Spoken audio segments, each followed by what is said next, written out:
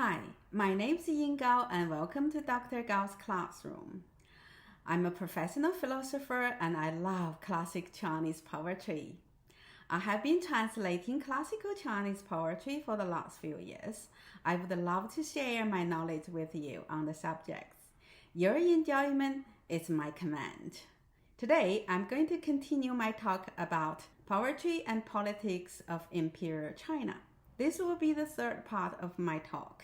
In the first part of this talk, I explained the civil service examination, which tested the poetry in Tang Dynasty. I also translated a poem celebrating the success of passing the civil service examination by a Tang scholar official Meng Jiao. My second video translated the best-known test poem by Qian Qi and explained the requirements for test poem. Today, I'm going to explain and translate two more test poems to illustrate the topic covered in test poems. The first poem I choose for this video is composed by the great poet Wang Wei in 719 in his regional civil service examination, which won him the top position for the exam. If you would like to know more about the great poet Wang Wei, please check out the 5 videos I made on him and his relationship with others. He was one of the greatest poets in Chinese literary history. The second poem was composed by Tang Xiang for his National Civil Service examination in 780 AD. If you're new to my channel, please check out my other videos on classical Chinese poetry, philosophies, and traditional Chinese medical literature. If you like the content of these videos, please click the like button and subscribe my channel. I also offer one-to-one online lessons on this subject. So if you're interested, please contact me. I listed my email down below. As I have pointed out in my last video, Keju was not only a recruiting method for scholar officials, but also functioned as guidelines for the state-sponsored educational system. The subjects and contents of the civil service examination aimed at training the next generations of scholar officials for the desirable knowledge and skills, as well as instilling the desirable values in them. For the candidates sitting for the National Civil Service examination, the test poems, along with other testing subjects, were the means to demonstrate that they had the desirable knowledge and skills, as well as upholding the right values to be competent scholar officials. It is quite interesting to see how such goals were expressed in the test poems. Of course, some of them are very successful in expressing such knowledge, skills, and values, and others are not. The poem by Qian Qi I translated in my last video is certainly a highly successful one. However, the topic of Qian Qi's poem is not a typical one. The typical topic for test poem were often selected from Li Ji, or the Book of Rights, a classic most candidates had committed to their memory.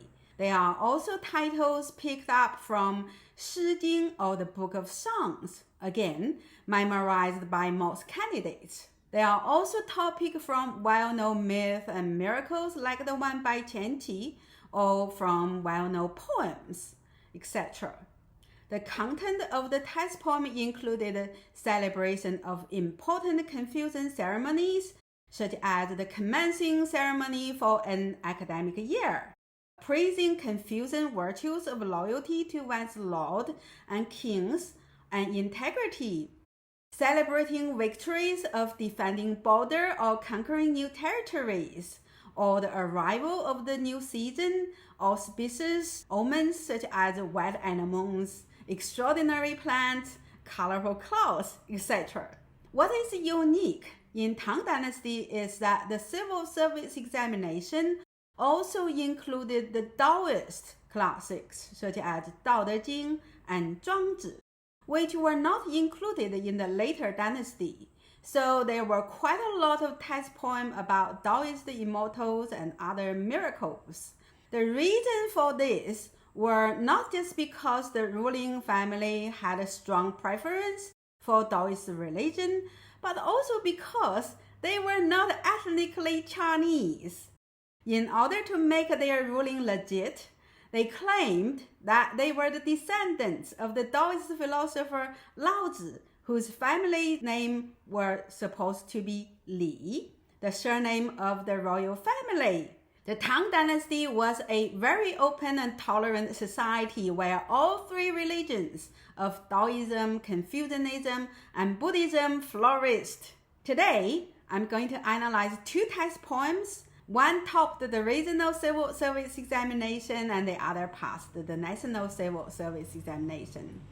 The first poem is by Wang Wei. This is the poem that won him the top position in the regional civil service examination when he was only 19 years old.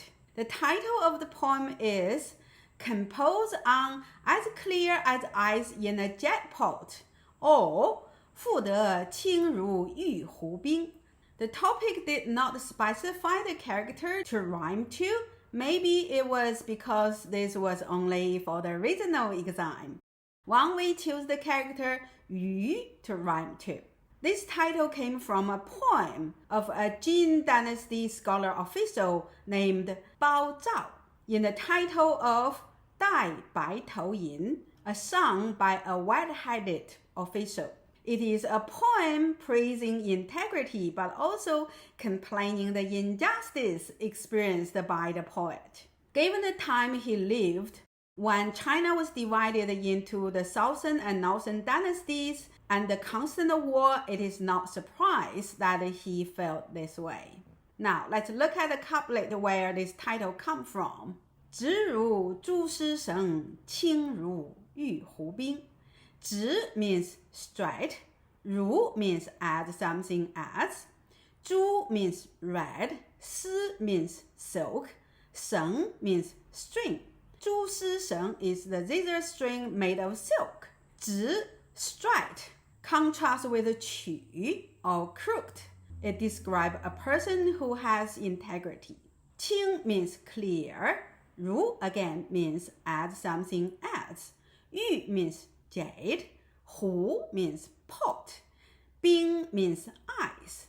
清 or clear is contrast with 浊 or turbid. It describes a person who is not corrupted. So the two lines reads, as straight as a zither string, as clear as ice in a jet pot. The couplet is apparently praising a person with integrity.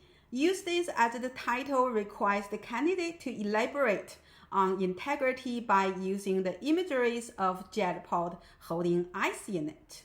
The second poem is by Tang Xiang, which won Tang the title of Imperial Scholar or 进士 in 780 AD. The title of the poem is 殿试日国学听雅颂. 殿试 means sacrificial ceremony. It is the ceremony for the commence of an academic year or the opening of a new school. During the Tang Dynasty, the emperor, along with the crown prince and officials from the Department of Right, or Li Bu, which oversaw all educational affairs of the state, as well as sacrificial rituals, would perform a sacrificial ceremony to Confucius and his disciples on the day at a hall dedicated to Confucius at the State Academy, or 国学.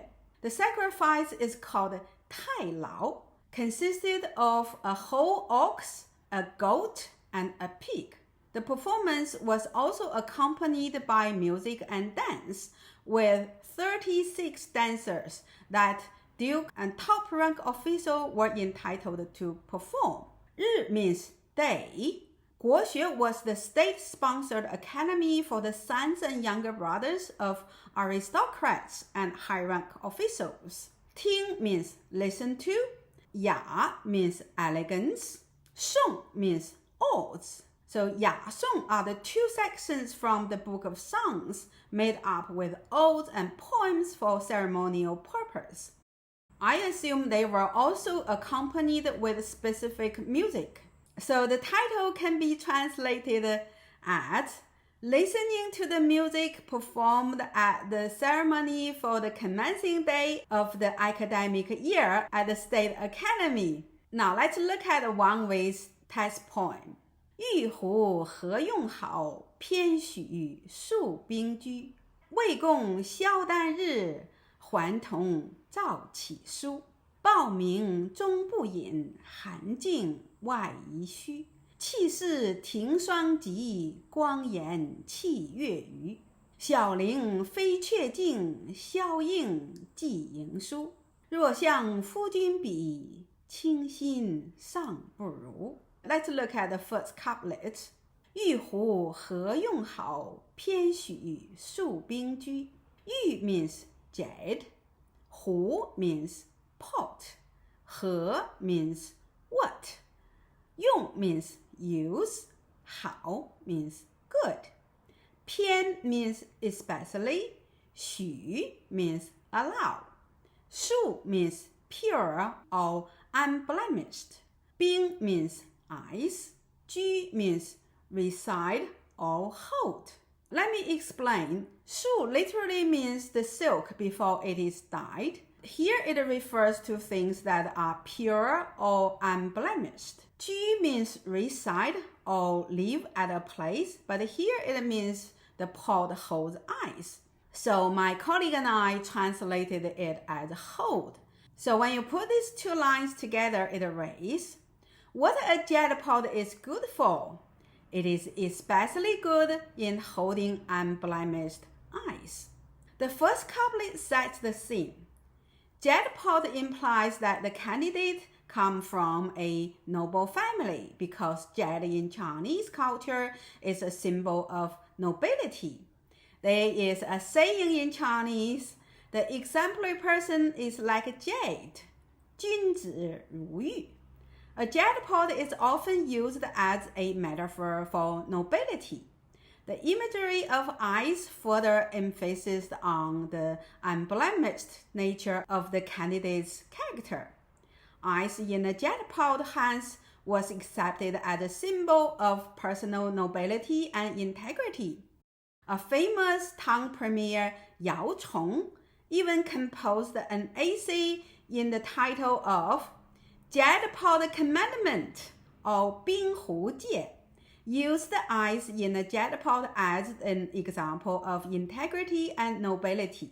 In the essay, it says, 内怀冰清，外含玉润，此君子冰壶之德也。He is as unblemished as ice inside, and as noble as jade outside. This is the exemplary person's virtue of jade pot. This is probably why this was chosen as the subject for test poem. Now, let's look at the next couplet. 未供萧丹日，还同照启书。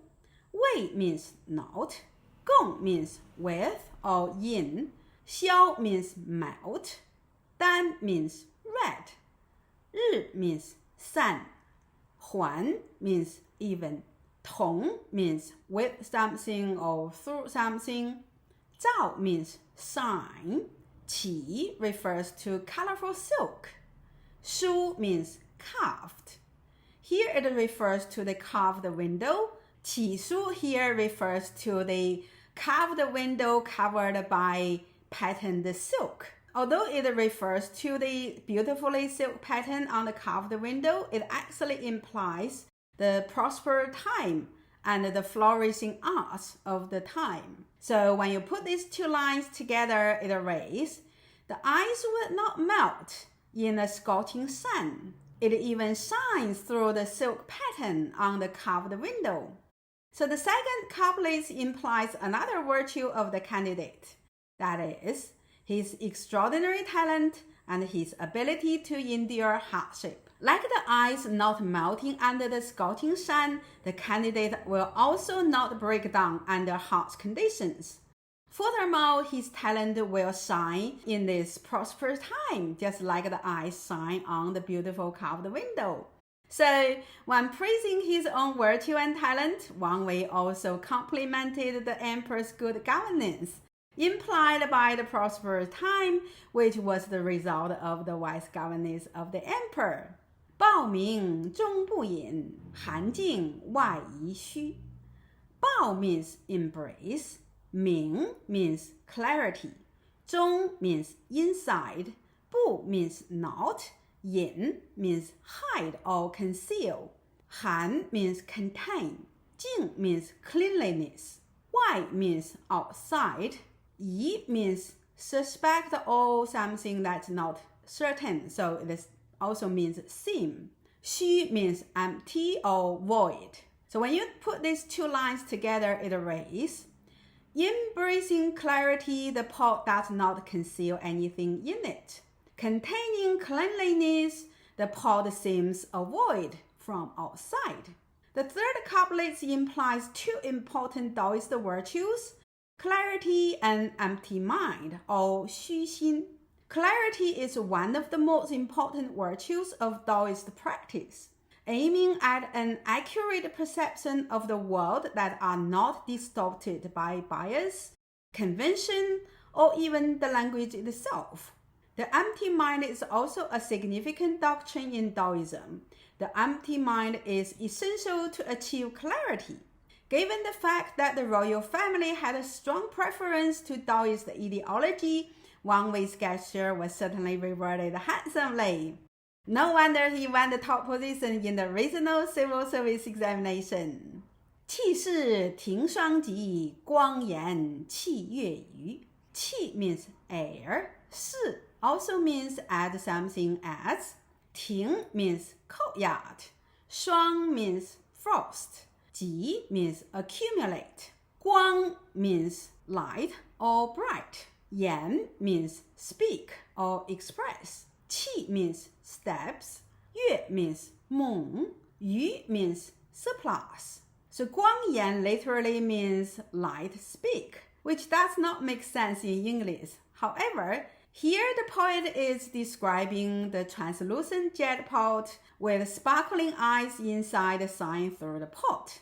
So we just translate the term as brightness. 月余 means something extra from the moon, so we simply translate it as the moonlight. The two-line read, its air is as cool as frost accumulated in the courtyard.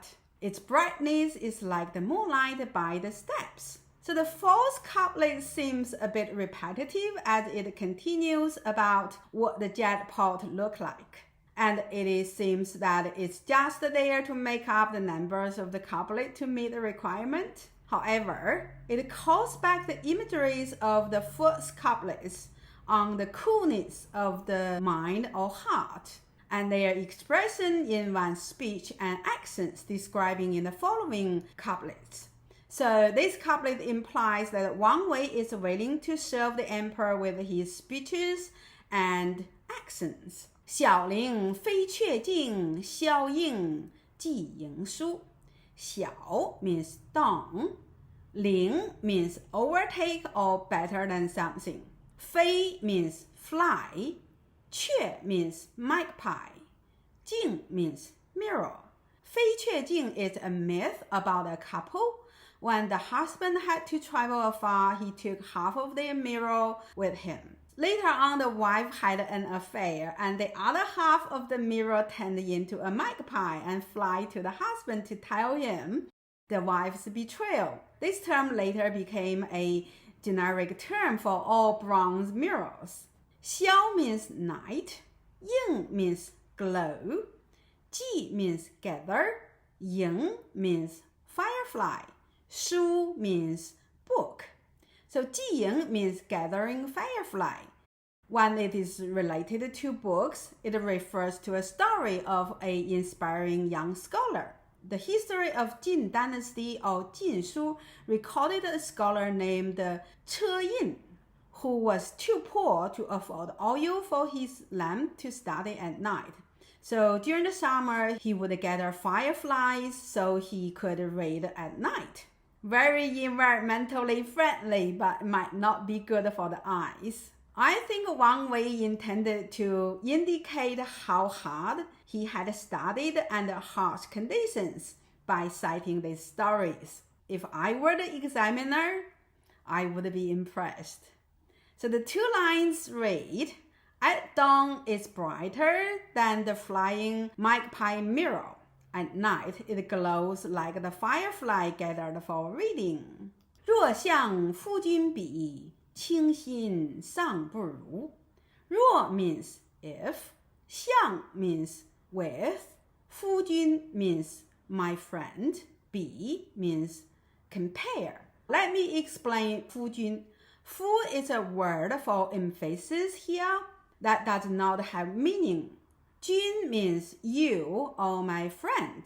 So Fujin here refers to the jackpot. In later classics, Fujin also became an endearing name for one's husband. Qing means pure, Xin means hard mind, Sang means still, Bu means not, Ru means add something else. The two lines read, but if it is compared with you, my friend, my heart is still not as pure as yours. So the last couplet here is used to demonstrate the poet's modesty, since he has been boasting his noble family background, his extraordinary talents, his willingness to endure hardship, and serving the emperor. He also wanted to say that he is modest. In summary, Wang Wei's poem elaborated several desirable qualities for a competent scholar official. He is from a noble family, so he would be loyal to the emperor. He has a pure heart and would not be corrupted or break down when facing difficult times.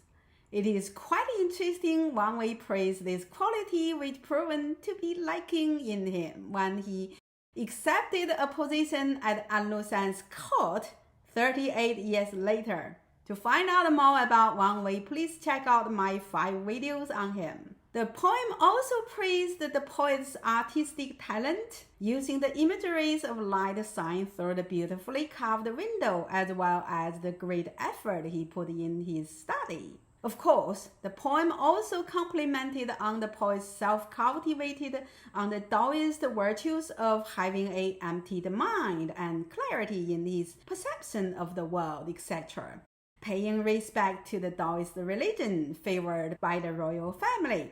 Overall, the poem was a great success in pleasing the examiners and the emperor. Now, let's look at the second poem by Tang Xiang in the title of 四殿日国学听雅颂.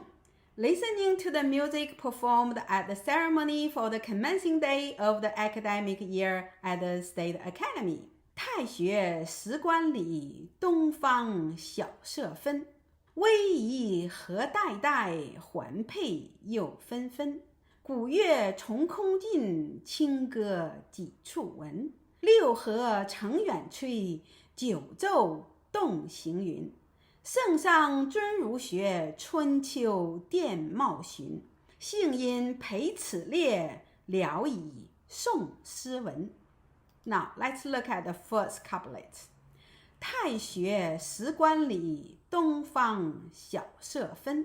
太学 means State Academy. It is also called 国学 or State Academy, as stated in the title. It was a state-sponsored university for the sons and younger brothers of aristocrats and high-rank officials. 时 means time, 观 means observe, 礼 means ceremony. 东方 means the east, 小 means dawn, 色 means color, 分 means break. So the two line reads, to the east the dawn break into colors. It's time to observe the State Academy ceremony. We reverse the order of these two lines to make the couplet read better in English. 逶迤何代代，环佩又纷纷。逶 means dignified, 迤 means manners, 何 means how. 代代 is an adjective describing the mannerism that is elegant. Here the term is used to describe the young scholars who are trying to be graceful and elegant, but probably not yet. So we translate them as impressive. 环 means ring, pei means jade ornament. You means in addition. 纷纷 is an adjective describing the continuous movement of rings of things such as 雪花纷纷. The snowflake continuously fall one after another. Here we translate them as each of the scholars. So the two lines read, impressive and dignified, the scholar march slowly in pairs, each girdled with jade rings and ornaments. As I mentioned in my earlier videos, classical Chinese often omit the subjects in a sentence, but it is not difficult to work out who is the subject from the textual context. Here, the young scholars who are performing the sacrificial ceremony are the subjects in this line. The second line describes the rings and other jade ornaments are continuously moving, implying the scholars are marching. So we inserted the subjects and their accent, that is marching in pairs. 古乐重空尽，清歌几处闻. 古 means ancient, 乐 means music, 重 means from, 空 means empty or the sky, as in the phrase of 天空. So we simply omitted from our translation. 尽 means exhaust, but also means disappear. So 重空尽 literally means disappeared from the air, describing a scene where the music gradually fades away as the scholars marching on. 清 means clear, 歌 means song, 几 means several, 处 means place, 闻 means to be heard. So the two lines read, the ancient music fades away, and clear sounds can be heard from place to place. 六合成远吹，九奏动行云. 六 means six, 和 means harmony. 六合 means different flavors. Here the term refers to the different kind of music. 成 means become, 远 means afar, 吹 means blow. Since this line describes music, so we interpret the term as referring to wind instruments such as bamboo flute. 九 means nine. 奏 means perform or play.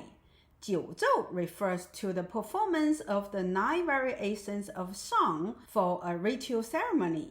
动 means move, but here it is used to describe the high-pitched song that can reach as high as clouds. 行 means walk. 云 means cloud. 行云 refers to the floating clouds.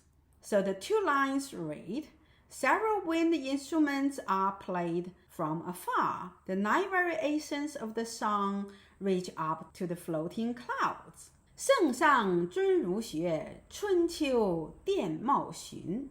圣 means sage. 上 means above. 圣上 literally means the shades up there, but the term is specifically for the emperor. 尊 means respect, but it can also be translated as observe or follow someone's teaching, as in 尊崇 or observe. So we translate it as observe. 儒学 means Confucian teaching. 春 means spring. 秋 means autumn. 殿 means sacrifice. 茂 means great. 循 means achievement. So the two lines read, the emperor observes Confucian teachings. In spring and autumn, he sacrifices to Confucius' great achievement. 幸因培此列，聊以诵诗文. 幸 means good fortune. 因 means hence. 培 means in company. 此列 means line up according to age, using the imagery of the lines of twos. We would like to convey this imagery, so we translated this term as stand shoulder to shoulder. 聊 means just. 以 means for. 诵 means pay obeisance. 诗文 means scholar culture. So the two lines read, it is my good fortune to stand shoulder to shoulder in this company, playing my part in obeisance to scholar culture. So Tang Xiang's poem describes the sacrificial ceremony attributed to Confucius. As stated in the poem, it was performed twice a year, in the spring and autumn. The ceremony has not been performed in mainland China since the fall of the Tang Dynasty in 1911 until very recently. In some areas, this tradition was revived in the last few years. The Taiwanese and Korean have kept this tradition in their country's origin. There are videos showing such ceremonies on the internet. This poem shows how significant education was during the Imperial China. Although education was only accessible to a minority of land-owning gentry class, it was still better than social structure exclusively based on inheritance. It offers some kind of social mobility and a mechanism to train and select competent officials to run the empire. These two poems show two typical topics for the text poems. There are also many other topics covered in the text poems. My colleague and I translated over 60 text poems from the Tang Dynasty, so if you're interested to read more of the text poems, please contact me. My next video is about the Emperor Yang Guang, who institutionalized the civil service examination. He was a very controversial figure. According to some historians, he was a tyrant who abused his power by killing anyone who dared disagree with him, wasting huge resources in building palaces around the country, as well as organizing military campaigns that were doomed to fail.